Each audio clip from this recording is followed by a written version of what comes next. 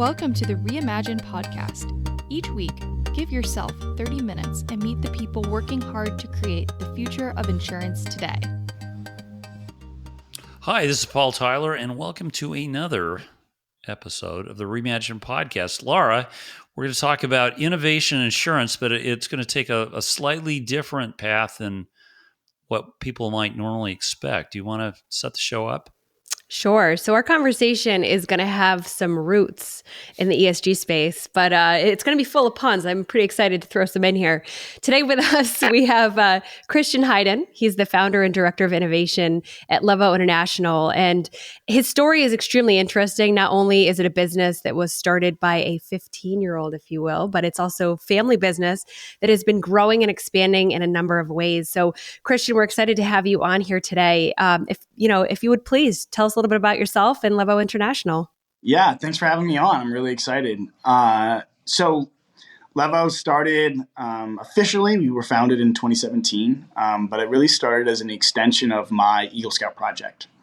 So Levo, we're a food security organization, but we really describe ourselves as a social enterprise in the way that we approach economic development and food security, really focusing on sustainability, not just sustainable, like environmentally sustainability, but economically sustainable and program sustainability.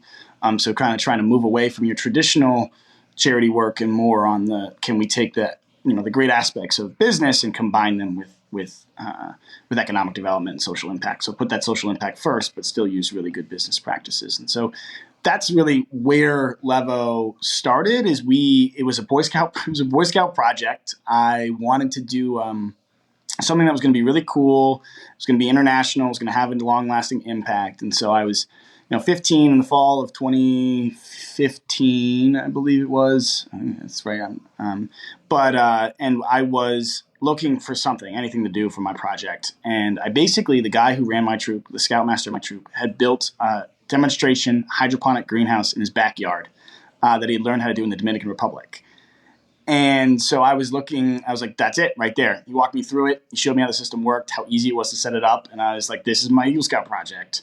And let's do it in Haiti because Haiti has a greater need than the Dominican Republic. And I know it'll work in Haiti because it worked in the DR. And that was it.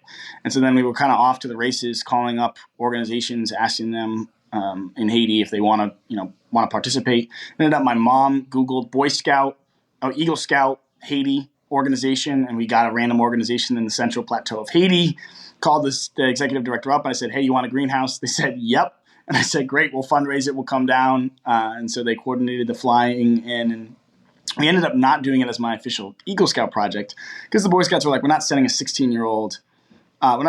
16-year-old going down to Haiti and building this. It's just not going to happen. So my father, luckily, calmed me down when that news came in, and he was like, we'll just do it separately. And so my official project was my high school, North Catholic in West Hartford. And so I built my first hydroponic greenhouse there. And then we went down to Haiti, myself, my father, and then my older brother, who was a biology student out in John Carroll University in Ohio. So he just came with us. And that was a huge transformative experience for us. It really changed all three of our lives' trajectory in that initial trip. One, simplified hydroponics, a completely under-tapped resource globally. So hydroponics is a growing field, but breaking that technology down, right? So hydroponics is really, basically it's an IV for plants. So you remove soil and you provide nutrients right to those plants' roots rather than them having to break down the soil first. And what that enables you to do is build a closed loop system, which saves up to 90% of the water. You can use about a quarter of the space, and it grows way faster, and the pollution, fertilizer pollution, and all those contaminants are not a major issue because it's a closed system, so you're using minimal fertilizer. Generally, it's commercial, right? So you think vertical farm. When you hear vertical farming, you think like lights. Just behind me in the space I'm in, we're doing vertical growing for our seedling production, and that's generally how hydroponics is done. But what that does is when you're doing it inside and you're doing it with all this lighting and technology, it's expensive, prohibitively so. But in reality, technology is super simple, super easy. You can do it with PVC pipes and with a bucket even, and so that's what I was exposed to, is that simplified hydroponics. So in Haiti, where we were first working, the average person in Haiti, and it's even worse in the region that we were in, the Central Plateau, less than $2 a day. is the average for that area. And so that means you're in extreme poverty. So you're just grinding by. Anything goes wrong and it's over. Not you're on the street, it's over. And so the level of poverty is in part from all of the historical struggles that Haiti has gone through, but also all that's just that slash and burn farming, that lack of infrastructure that's been built. It's an agriculturally based economy, but their agricultural production is terrible because the land is so poor. It's a tropical island, not meant for agriculture. It's great. They grow sugarcane still, just like they did 300 years ago. But other than that, the production is really low.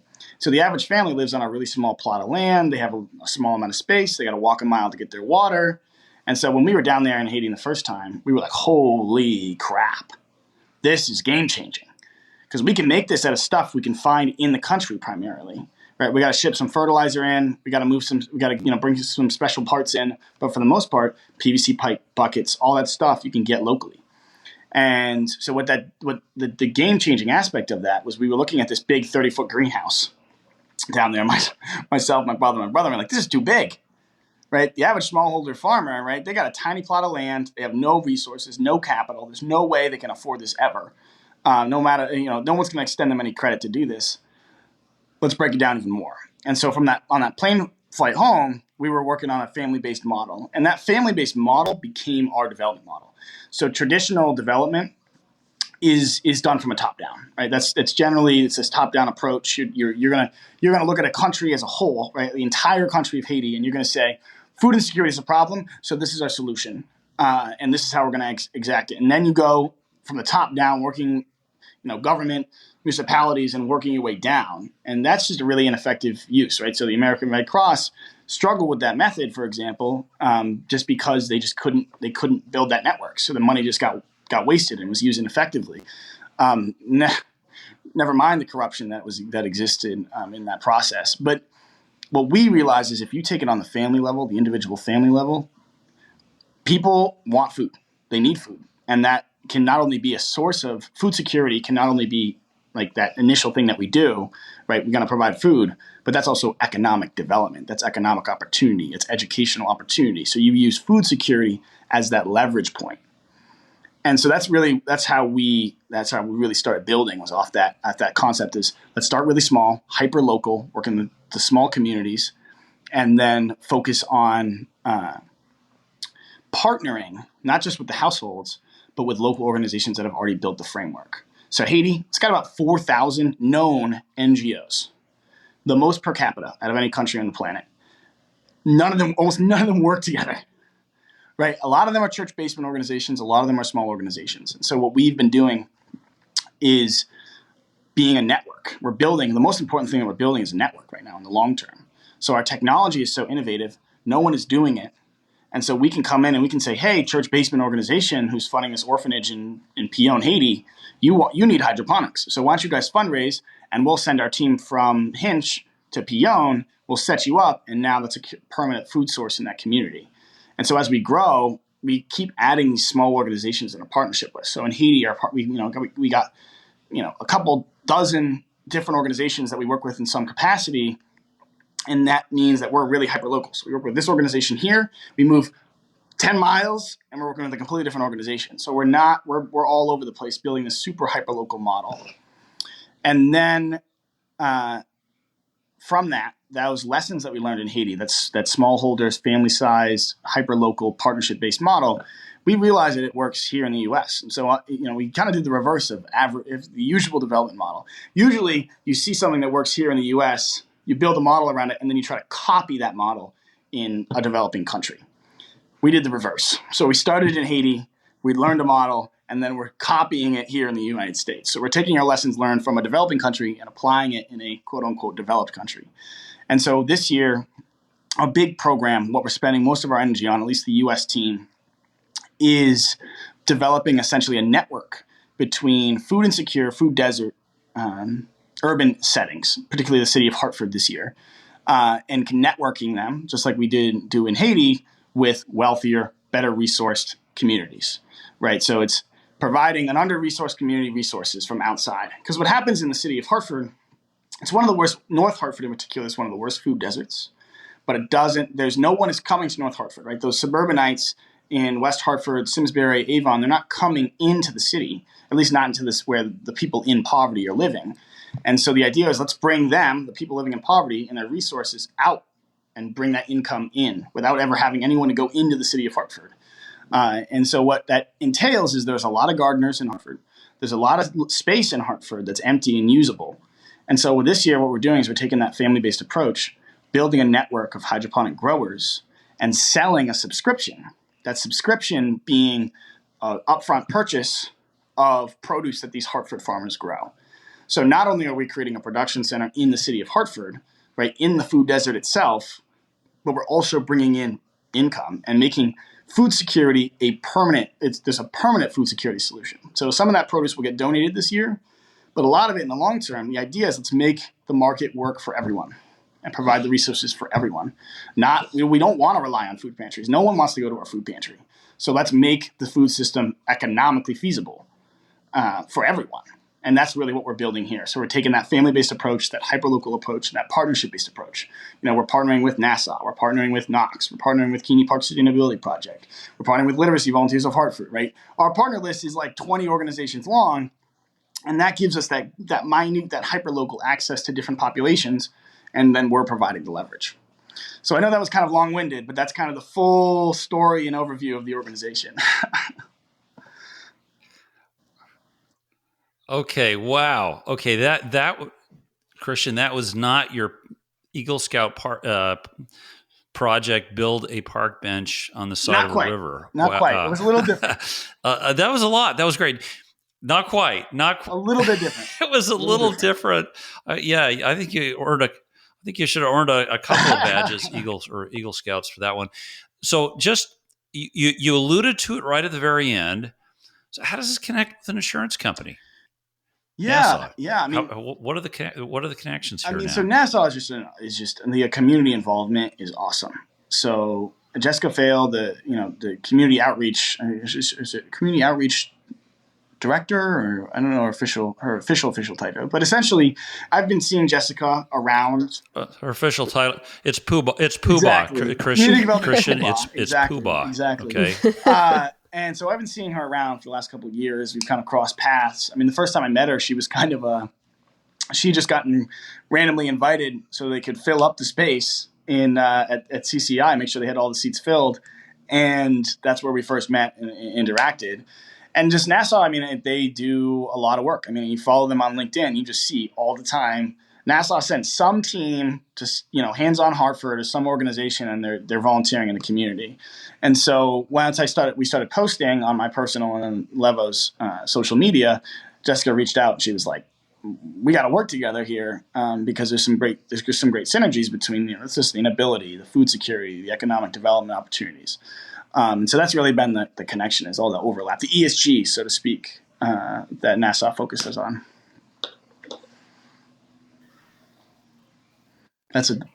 So you mentioned an important part of this and the economic angle, and looking at teaching. The saying, what is it? Like, you can teach a man to fish. Oh no, it's the whole fishing thing that I can't remember because my mind is so. It's Friday. It's all right. It's all right. Teach a man to fish. Give a man a fish, feed him for a day. It's Friday. I'm distracted by. Yeah. Give a man a fish, feed him for a day. Teach him how to fish, feed him for a lifetime. Teach a man to fish. Yep. Yeah. Exactly. There we are. We're not. Yes. We're not. So going on that model, can you talk to us a bit? I love it. You're so excited, Christian. Can you talk to us a bit about, the work that you do? You talked about the subscription based and bringing these systems to families. Talk to us a little bit how you educate the families, how you get them involved, teach them about growing their own food, and how that kind of information kind of gets it back into the community. Yeah. So what's beautiful about the simplified hydroponics we use is it's simplified. So what we call our 5-gallon bucket system, which is just bucket and Haitian Creole, is essentially a 5-gallon pail, like a Home Depot, Lowe's pail. You drill 4 holes in the top of it. You put 4 plants in that lid. And then what you do is you fill the bucket up with water and nutrients. And if you're growing a plant like lettuce, you set that bucket up, leave it in the sun on your front stoop, anywhere in the sun, and that is a set it and forget it system. Right? It's all the water and nutrients those 4 heads of lettuce need for the full growth cycle. So that is our main educational tool that we first start with. Oh yeah. Really? Oh, it's insane. It's insane. You set it up, you leave it. I mean, it's perfect for urban settings, right? Because you can put it anywhere. You can put it on a balcony. You can even hang it from a balcony. You set it up. Lettuce only uses about a gallon for its full growth cycle. So as long as you control for evaporation, you have all the water, more water than you actually need for lettuce or for kale or herbs, right? And so setting that up, that's our first entry point, and that's what we've been doing for the last couple of years. Last year, Sustainable CT, who sponsored our growing space, also sponsored our BOKIT program here in the U.S. And we gave about 500 families in the state of Connecticut BOKIT systems. And that's just, it's just so easy, right? We show them how to set it up. It takes 2 minutes to demonstrate. They take it home, they fill it up with water, they dump their fertilizer baggies in, done. And they get, they harvest vegetables for months, depending on what they're growing, and never have to touch it except to harvest it. So that's really our first, that's what I'm talking about. That's how easy hydroponics is, right? This is why every day we're like, why the hell is this not huge, right? Why is this not everywhere, right? Because you think about it, that's so easy. You get faster production, way less water used. So you think right now there's a famine in Ethiopia. Why are we not airdropping 10,000 of these systems and we have just tons of green production, right? It's a famine, so there's no rain. There's nothing to mess up the system. You just leave it and you got produce. And so the system becomes a relief tool, right, in the short term, because within 2 months you can have production, and a long-term development tool because a plastic bucket lasts for a decade, if not more. And so that's that first starting point. We start with that simple system. And our growers in our CSA network will get a 14-gallon version of that. So you get 15 heads of lettuce growing in a 14-gallon bucket. And that's, again, it's a set it and forget it. It's all the water that the plants need. Combine that. Then once we get them started, we get them hooked. Essentially, we add in the different components. So a lot of our growers this year have had some experience with us with the BOKIT program. And so then we walk them through. They come to the facility. It's an hour-long training to talk through our Victory Garden, which is the PVC pipe system we originally developed in Haiti, and our BOKIT systems. And then we give them the systems. Those are going out this week, next week, and the following. And what we'll do is we'll continue to do training. But for the whole course of the season, we're going to need to do 10 to 12 total hours of training going over how to grow certain varieties of plants. The beauty of the technology is it's a science. It's not an art form, right? Traditional gardening is an art form. You can kill your tomato in the soil in about 100 ways. In hydroponics, you can still kill your tomatoes, but it's a lot easier to not kill your tomatoes. And so and it's way more predictable, right? So last year, a lot of farms got screwed because the rain, right? We had an insane rain period. And so their crops are wiped out, done. But in our systems, they're closed off from the rain. It's a closed system. So we still have reliable production. So that's... Okay, this technology is fascinating. I had one of these pandemic gardens. It was a lot of work, Christian. I'm telling you, I'm going to do that this summer. You've sold me. I'm going to try your system. So help us understand the technology. So the hydroponic technology, you can grow this stuff outside hydroponically, right? No electricity, no lights. Let me ask you the urban method, right? Which, I've heard people talk about. You've got it going on. What do the economics look like for using some of these older big buildings in sort of second-tier cities as indoor farms? Is that a pipe dream, or is that actually something that's feasible economically? One of the big difficulties of commercial scale farming is the cost, right? So outfitting those buildings costs a lot upfront capital, right? If you're doing really high-tech commercial hydroponics where you're controlling, because with hydroponics you can control every aspect, right? Everything. You can control if you're doing it inside, you control humidity, the exact amount of nutrients that are hitting the roots at the exact time, right? So you can add more nitrogen in the early stages to boost leaf growth, and then you can ease off of it a couple months in with your tomatoes to create fruiting growth, right? You can change the exact wavelength of light to encourage fruiting over leaf growth. So you can really control it, but that adds a lot of cost. And so it becomes really hard to compete in an agricultural space that subsidizes commercial farming, right? You just can't compete with California lettuce growers who have massive plots of land, or Mexican lettuce growers where they just take a huge plot of land and they fill it with lettuce, right? And it's, you go to the grocery store and it's like 1 cent for 3 heads of lettuce. What is this? And so you look at, if you go to the grocery store now, you can find hydroponic lettuce, but it's $5, right? $4.50. So it's just really expensive to run those facilities. That's kind of the, so we're taking the opposite angle. It's, okay, what's the bare minimum that makes this hydroponic? What can we cut away here? And that's the indoor growing primarily. I mean, behind me is our seedling production center. That's all vertical growing. So you take that indoor stuff out, you lose a lot of efficiency. I mean, we're not necessarily saving 90% of the water of traditional agriculture, but we're still saving like 60, 75%. That's still an incredible number. The production is still faster. It's still higher. So you have those tangible benefits, that is sustainable benefits.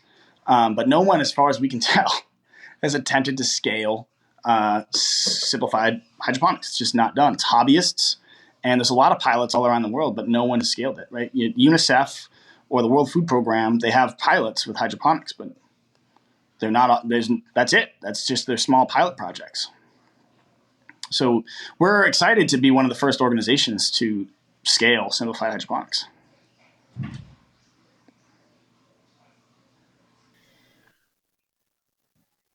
So you talked about partnerships, and you mentioned some by name already, but I know that you are a graduate of UConn's CCEI program. Do you want to talk a little bit about that program? We've had guests on from there before. I think it's a good story. It's a well-rounded story. Puts it back into the community. Yeah, absolutely. So I actually transferred to UConn from St. John's in Queens. UConn's School of Ag it has this ARE, Applied and Resource Economics major, which is essentially just econ for the ag school. It basically is like, okay, let's take agriculture and use it as the fundamental basis of economic development. And so I was like, well done. They made that major for me. And so then the moment I arrived at UConn, I had Levo. And so I went to my advisor and I was like, oh, who should I talk to? This is what I'm doing. And so she directed me to Jen Murphy at CCEI.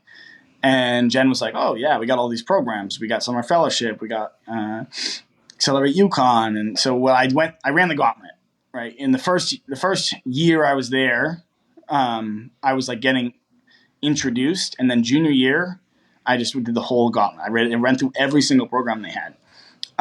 So summer fellowship was definitely the most impactful. So they give you funding. It's $15,000, some of which can be used to pay yourself.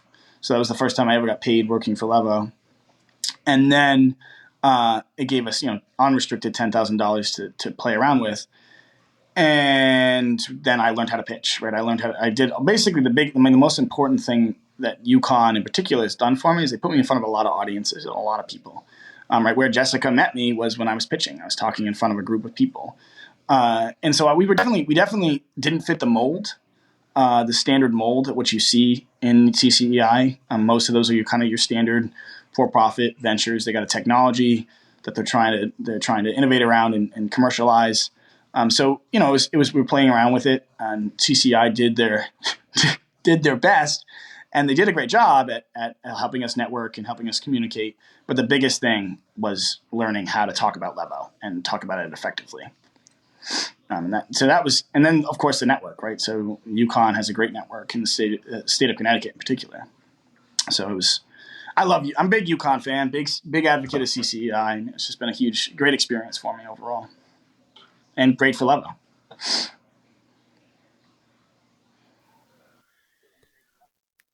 So what are a few tips that you could provide to the audience? Things that you've learned either being part of a family business, working both domestically, internationally. It's something that started as an idea. Now, clearly it's a passion. What are a few things that you would give as pieces of advice for somebody who has their idea and they haven't, brought it to fruition? They haven't sowed it enough to have roots take place. So it's always interesting to talk to people about entrepreneurship, because I feel like in America, we have this very glorified view of how great it is to be an entrepreneur and be your own boss. And it is. And don't get me wrong, I would do nothing else. This is totally, I love it.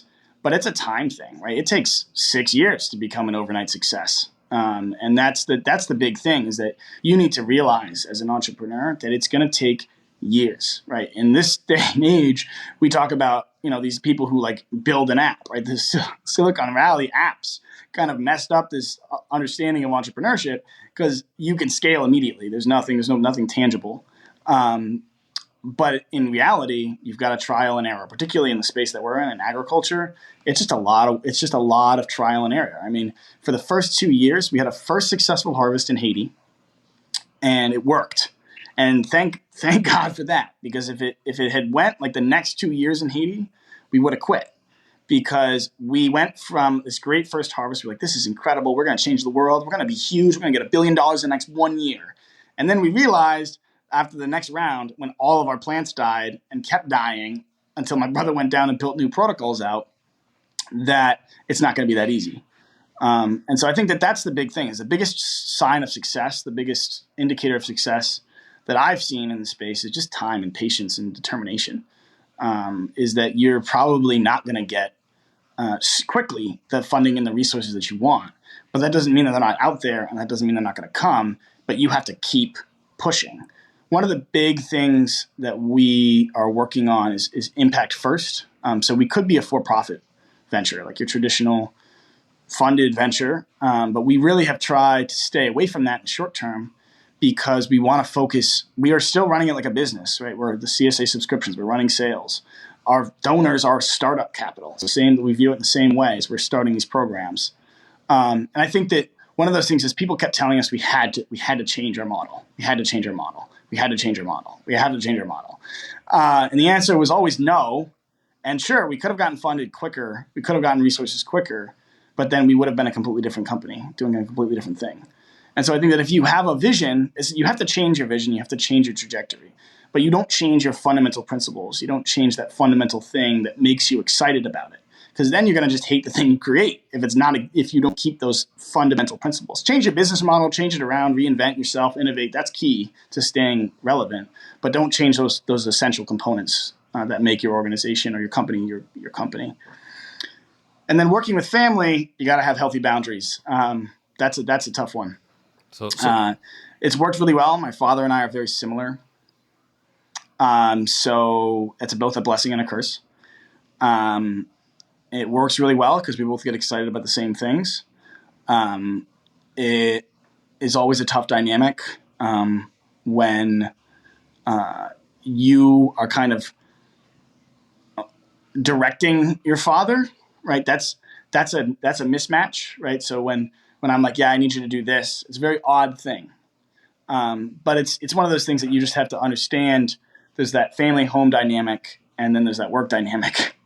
And those two are in contrast a lot of times, and it's hard to shut it off. I visit my parents, and my mom's like, "Shut your mouth about Levo," and then my brother is kind of he's lucky because he's siloed in his space, and that's the critical thing. And so I think with family businesses, you got to find your roles and kind of stick with them, and don't bleed in. Don't let that bleed over. Can't say we've got that perfect. Can't say that I'm not saying we're the model of family business, but it seems to be working relatively well.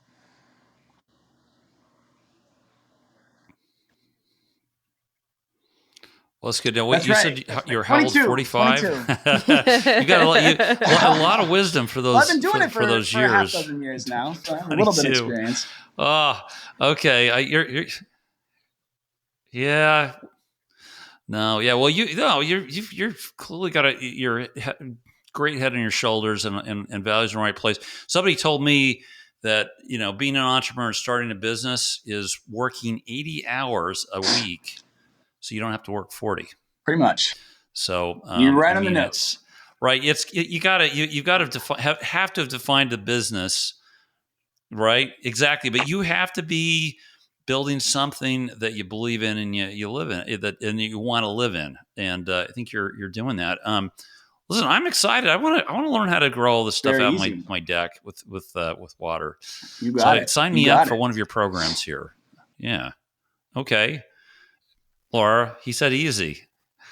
I know. I'll be thinking about this program as I'm killing all of my tomatoes in my soil this year. And then next year when I become a client, it'll be good. But Christian, we're excited. Yeah. I know that we have systems being set up at NASA and the partnership we have where we're offering the CSA program to employees. It's a big step in the right direction. And I know we're excited about it on that level as well. So, more to come on this. And I'm sure we'll keep people posted on our social media channels once the install takes place here at our building.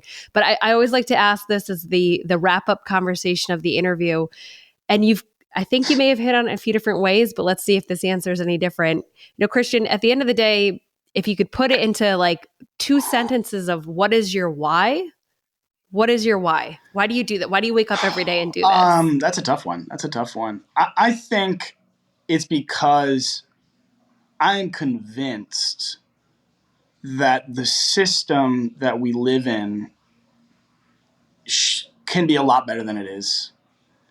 And there is no good reason why it's not. And therefore, I'm not going to be able to rest until I've done my best to create that world that I know is possible. I think it would be my why. And I think that this is the Levo and the work that we're doing is the best way I can see myself achieving that.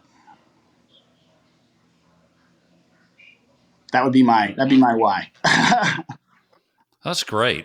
Well, listen,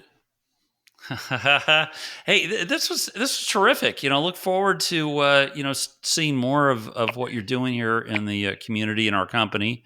Thank you very much. And Christian, what's the best way for people to get in touch with you if they've got questions or want to sign up for the program? Is it your company's website? Levo International.org is always a great way to find out kind of the full picture.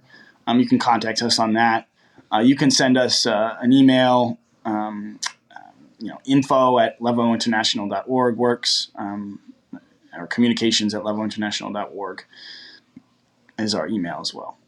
So all 3 of those would work. Cool. All right. Good. We'll Awesome. stick in the show notes. So anybody just look at your show notes, click, and you'll find the information and links to the websites you mentioned. So listen, Christian, thanks for the time. Laura, it was great.